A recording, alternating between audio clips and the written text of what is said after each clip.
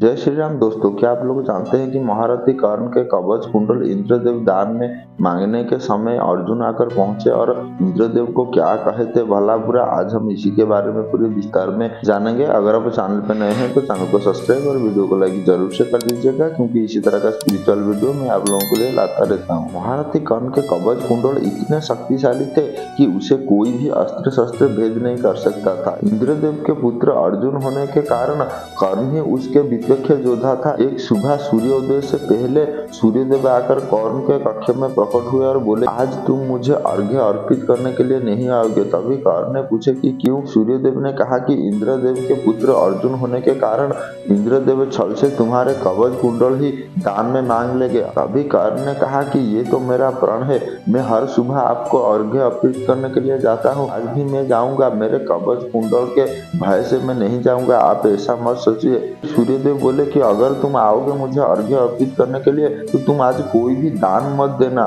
लेकिन महारथी कर्ण ने कहा कि मैं जिस परिवर्तन के लिए ये सब कर रहा हूँ, एक मेरे कवच कुंडल के लिए ही मैं अपना वचन तोड़ दूं। मेरे पास मेरे शक्ति है, मेरे धनुर्विद्या है, मेरे कुशल है। अगर कोई मुझे दान में उस समय मेरा प्राण भी मांग ले तो मैं देने के लिए प्रस्तुत हूँ।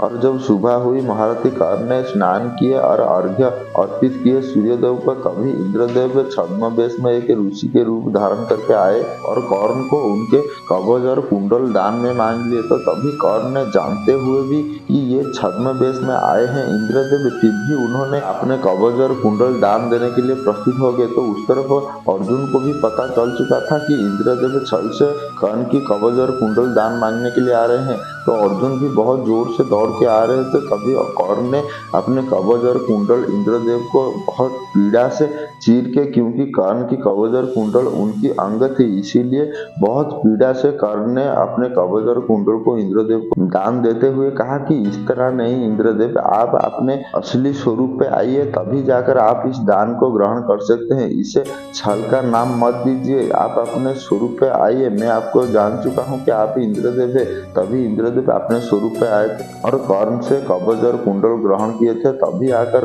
अर्जुन ने पहुंचे और अपने पिता इंद्रदेव को बोले कि आप ऐसे गलती कैसे कर सकते हैं, कर्ण के साथ ऐसे अन्याय कैसे कर सकते हैं। उसका कवच आपने छीन लिया जो उसकी ढाल थी। क्या आपको मेरे ऊपर भरोसा नहीं था या मेरे शक्ति के ऊपर भरोसा नहीं था? आपको तो आपके पुत्र के ऊपर थोड़ा सा भी भरोसा नहीं था। योद्धा तब महान बनता है जब उसकी शत्रु ज्यादा हो, लेकिन आप तो मेरे शत्रु को ही निर्बल कर दिए। ये संसार मुझे क्या कहेगा कि मैं इस कमजोर योद्धा से विजय प्राप्त किया हूँ। ये छल की निंदा सदैव ये संसार मुझे देगा। इस बोझ से मैं कभी नहीं उतर पाऊंगा।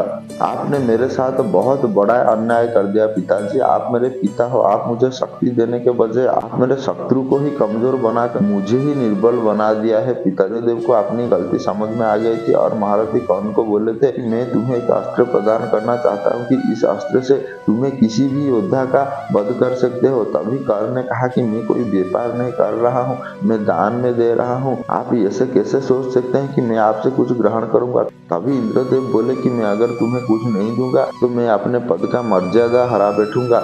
मुझ पर दया करके तुम मुझे कुछ भी मांगो, मैं देने के लिए प्रस्तुत हूँ, लेकिन मेरे ऊपर दया करो। मैं देवराज होने के नाते तुमसे छल से जो प्राप्त किया हूँ, ये बनती है कि मैं तुम्हें कुछ जरूर प्रदान करूँ। महारथी कर्ण ने कहा था कि आपके मान रखते हुए आप उस अस्त्र को मुझे प्रदान कीजिए कि मैं किसी का भी नाम स्मरण करके इस अस्त्र को प्रयोग करूं तो उस योद्धा का मृत्यु सुनिश्चित हो जाए। इंद्रदेव ने तथास्तु कहा था और कहा था कि इस संसार तुम्हें महादानवीर कर्ण के नाम से जानेगा। और अर्जुन को भी महारथी कर्ण ने कहा था कि अभी द्वंद्व हमारा समाप्त नहीं हुआ है। मेरा कवच कुंडल मुझसे गया है, ना कि मेरा कौशल और मेरा युद्ध विद्या मुझसे गया है। अर्जुन ने भी माना था कि कर्ण जैसा दानवीर और इस संसार में कोई भी नहीं है। अब आप लोगों को पता चला अर्जुन ने अपने पिता इंद्रदेव को क्या कहा था। अगर आपको वीडियो अच्छा लगा तो वीडियो को लाइक कर, चैनल को सब्सक्राइब जरूर से कर दीजिएगा। जय श्री राम।